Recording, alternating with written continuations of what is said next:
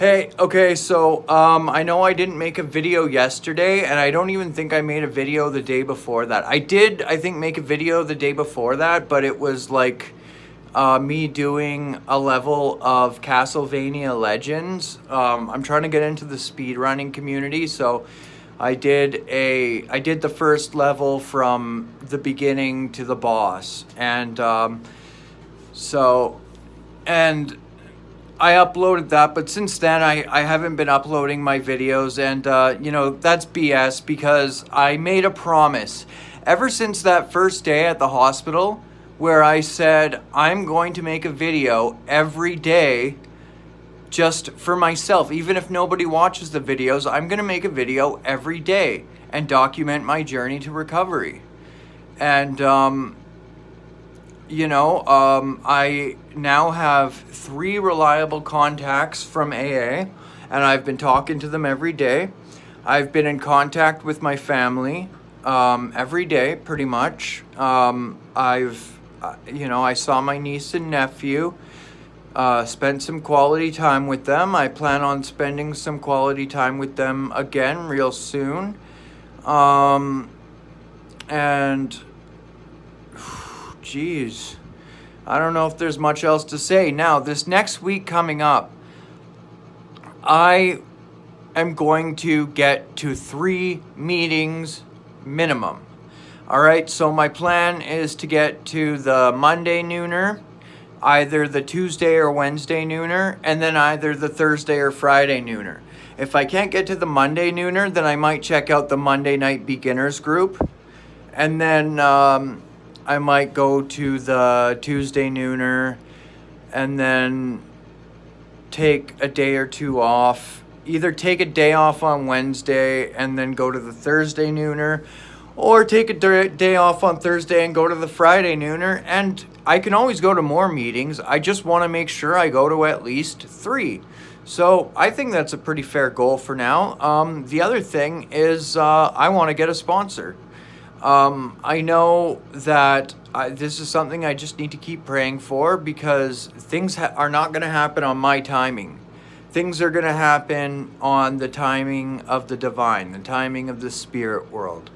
And whenever I'm meant to, I already have a guy that I'm pretty sure I'm going to ask him if he's willing to sponsor me, but I'm sure he has some caveats, and I have some caveats of my own. I'm not willing to get sponsored by just anyone. I want to be taken through the steps out of the big book in a timely fashion. I want to be, taken. I mean, I already understand step 1. I already understand my alcoholism. I have already come to believe long ago, and not even believe, but understand and realize that there is a power greater than myself. But yes, I do believe that this power can restore me to sanity. I know that selfishness and self-centeredness is the root of my troubles.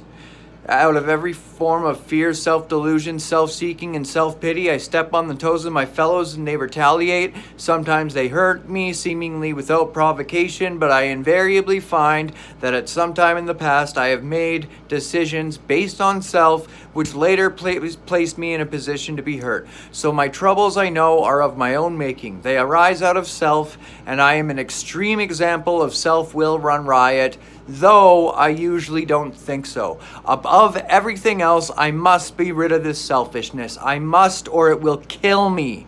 And God makes that possible. And first, I need to decide that I'm going to stop playing God. It doesn't work for me. It's never worked. It never will work. Next, I am deciding right now, and I decide every morning, that hereafter in this life, God's going to be my director. God is the principal, I am God's agent. God is the parent, I am the child.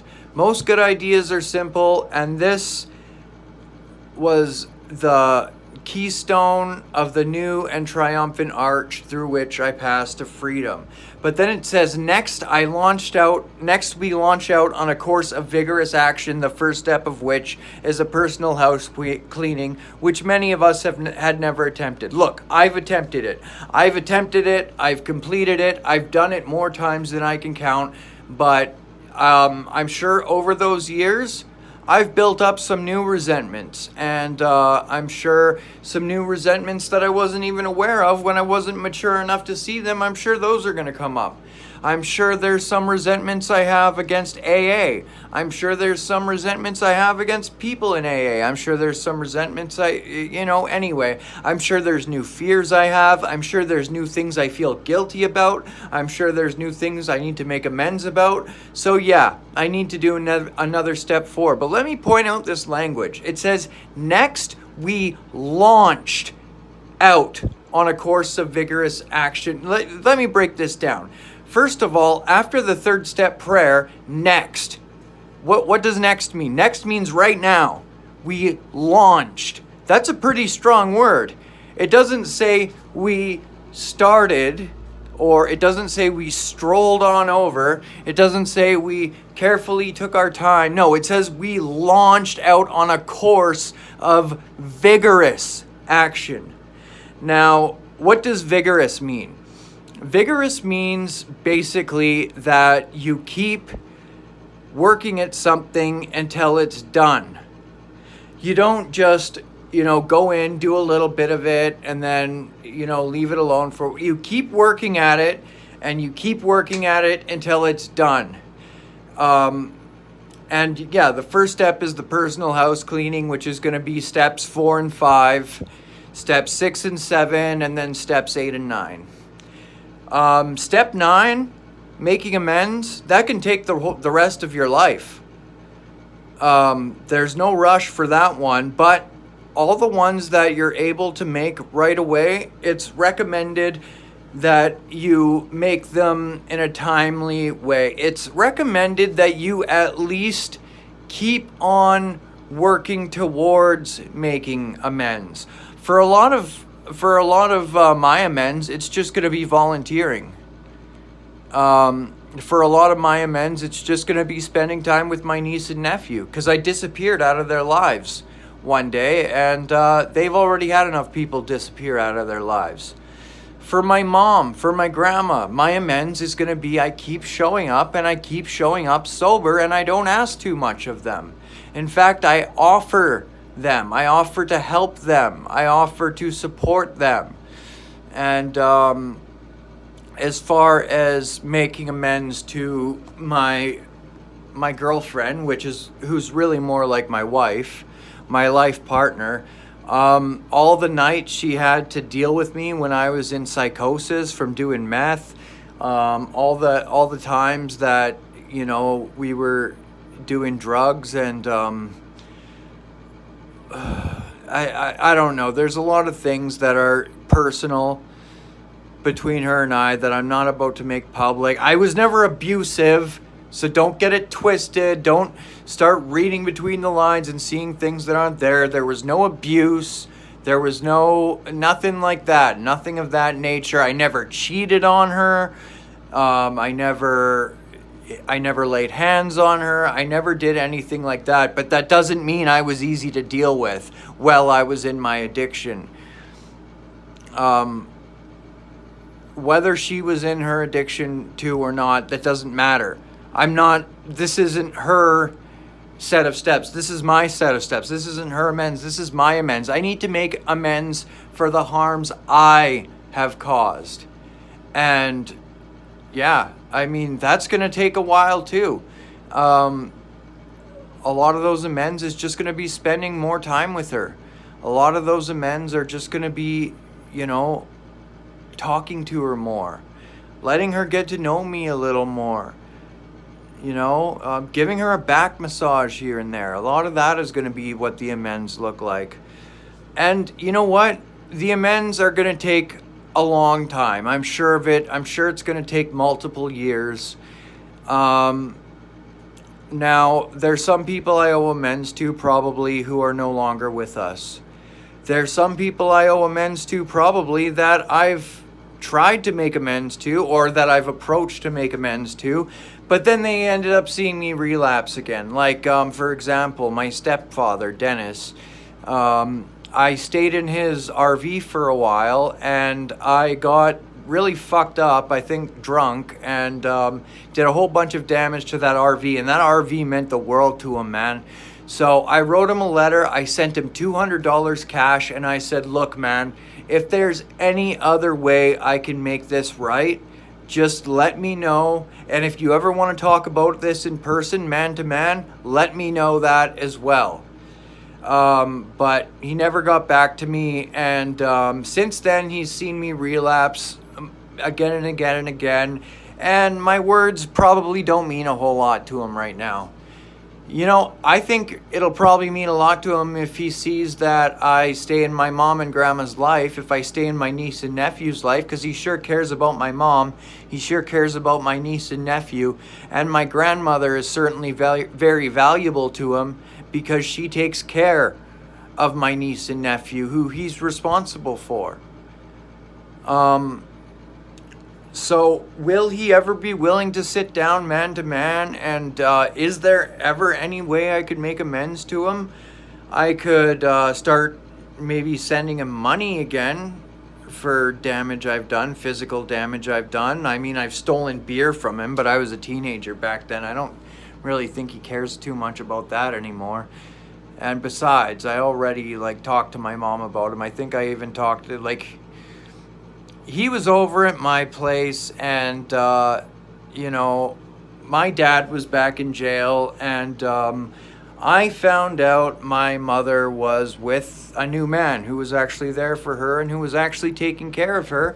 And I threw a little hissy fit, and I stole all the beer in the fridge, and I got drunk just to kind of say F you to my mom.